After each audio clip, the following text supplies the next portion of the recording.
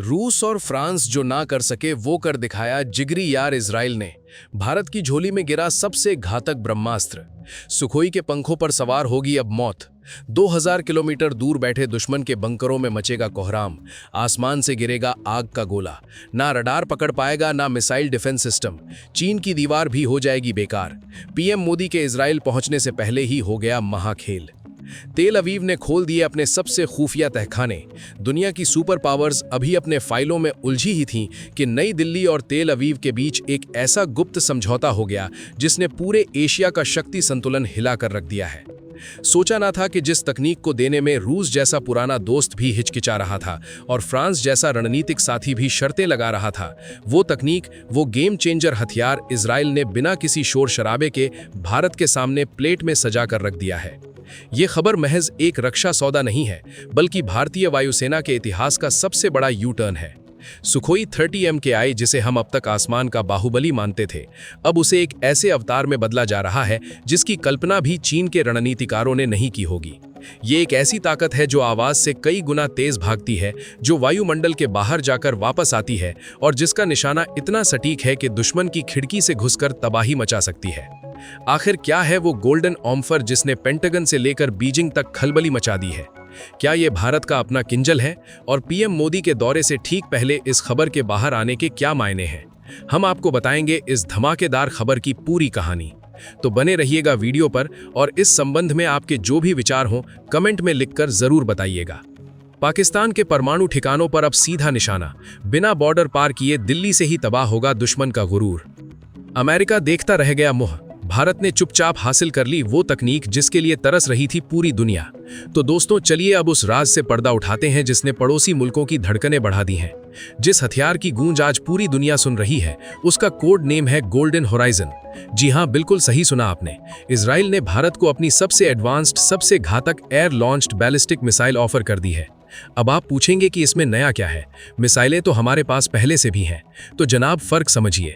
अब तक हम जमीन से मिसाइल दागते थे या पनडुब्बियों से, लेकिन गोल्डन होराइजन कोई आम मिसाइल नहीं है। ये एक ऐसा हथियार है जो फाइटर जेट से हवा में ही दागा जाएगा। सोचिए, एक सुखोई 30 जेट 400 फीट की ऊंचाई पर उड़ रहा है और वहां से वो एक बैलिस्टिक मिसाइल लॉन्च करता है। इसका मतलब समझते हैं आप? इसका मतलब है कि दुश्मन को संभलने का 1 सेकंड भी नहीं मिलेगा। जमीन से लॉन्च होने वाली मिसाइल को रडार फिर भी पकड़ लेते हैं, लेकिन जब आसमान से मौत बरसती है तो कोई सायरन नहीं बजता, सीधे तबाही होती है। इजराइल का ये प्रस्ताव इसलिए भी ऐतिहासिक है क्योंकि इस क्लास की मिसाइलें सिर्फ दुनिया के गिने चुने देशों के पास है। रूस के पास किंजल है और चीन के पास अपनी YJ-21। भारत को इस लिस्ट में शामिल करके इजराइल ने साबित कर दिया है कि दोस्ती सिर्फ हाथ मिलाने से नहीं, बल्कि हथियार साझा करने से होती है। अब सवाल ये उठता है कि इजराइल ने इस मिसाइल के लिए सुखोई 30 MKI को ही क्यों चुना? राफेल क्यों नहीं, या हमारा अपना तेजस क्यों नहीं? इसका जवाब सुखोई की उस दानवीय ताकत में छिपा है जिसे दुनिया सुपर सुखोई कहती है। सुखोई 30 MKI कोई साधारण जेट नहीं है। ये हवा में उड़ता हुआ एक भारी भरकम ट्रक है जो अपने साथ टनों वजन लेकर भी मक्खन की तरह उड़ सकता है। गोल्डन होराइजन जैसी बैलिस्टिक मिसाइलें भारी होती हैं, लंबी होती हैं। राफेल जैसा मीडियम वेट फाइटर इसे उतनी आसानी से कैरी नहीं कर सकता जितना सुखोई। भारतीय वायुसेना के पास 250 से ज्यादा सुखोई हैं। अब जरा गणित लगाइए, अगर हमने सिर्फ 50 सुखोई जेट्स को भी इस गोल्डन होराइजन से लैस कर दिया तो भारत के पास एक झटके में 50 ऐसे उड़ते हुए लॉन्च पैड्स हो जाएंगे जो पलक झपकते ही हिंद महासागर से लेकर हिमालय के उस पार तक कहीं भी हमला कर सकते हैं। ये सुपर सुखोई प्रोजेक्ट का वो हिस्सा है जिस पर काम तो सालों से चल रहा था, लेकिन इजराइल की इस एंट्री ने इसमें नाइट्रो बूस्टर लगा दिया है। ये ठीक वैसा ही है जैसे आप किसी शेर के पंजों में लोहे के नाखून लगा दें। सुखोई की रेंज पहले से ही 3000 किलोमीटर है और अगर उसमें 2000 किलोमीटर की मारक क्षमता वाली ये मिसाइल जुड़ जाए तो भारत का किल जोन इतना बड़ा हो जाएगा कि बीजिंग और शंघाई जैसे शहर हमारी सीधी जद में होंगे। लेकिन ठहरिए, इस गोल्डन होराइजन के अंदर आखिर ऐसा क्या बारूद भरा है जो इसे इतना खास बनाता है?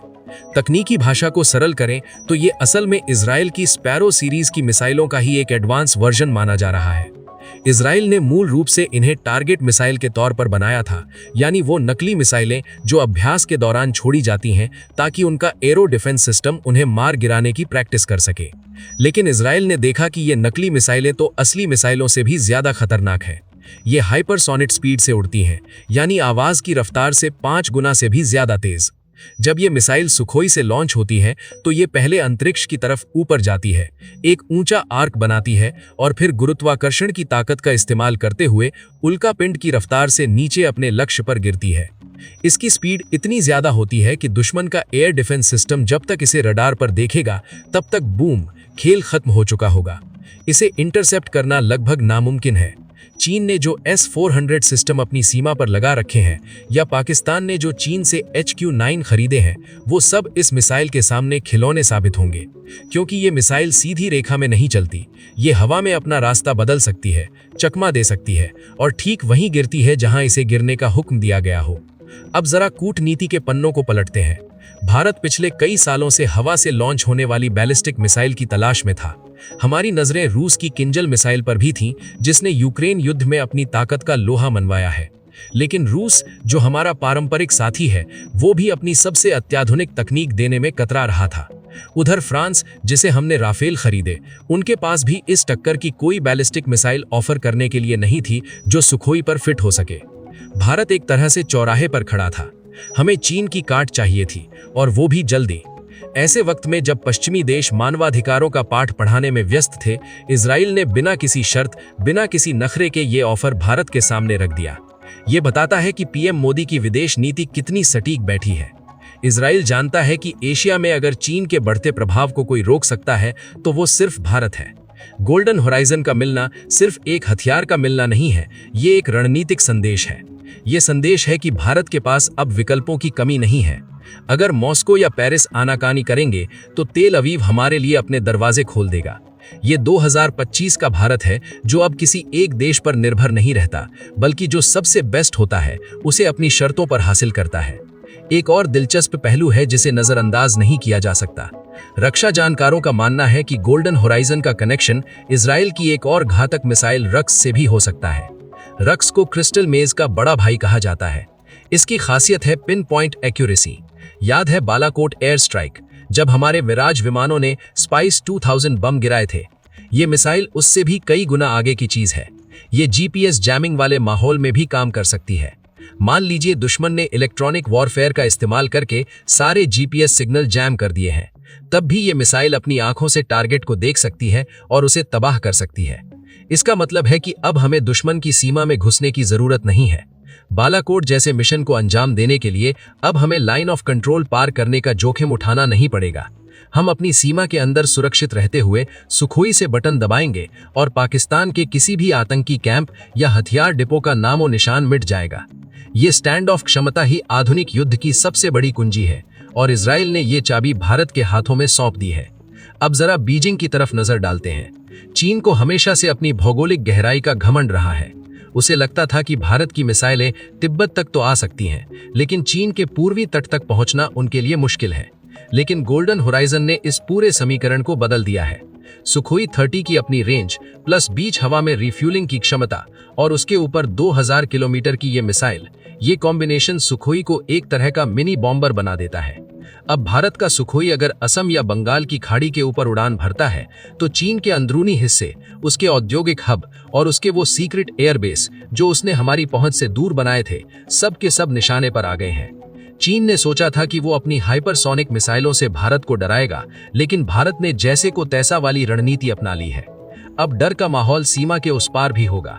जिन पहाड़ों और बंकरों में छिपकर चीनी सेना साजिशें रचती थी, ये मिसाइल उन बंकरों को भेद कर अंदर बैठे जनरलों को भी नहीं बख्शेगी। ये शक्ति संतुलन अब बराबरी का नहीं रहा, बल्कि पलड़ा भारत की तरफ झुकता दिखाई दे रहा है। इस पूरे घटनाक्रम की टाइमिंग पर गौर करना बहुत जरूरी है। खबरों के मुताबिक पीएम मोदी जल्द ही इजराइल के दौरे पर जाने वाले हैं।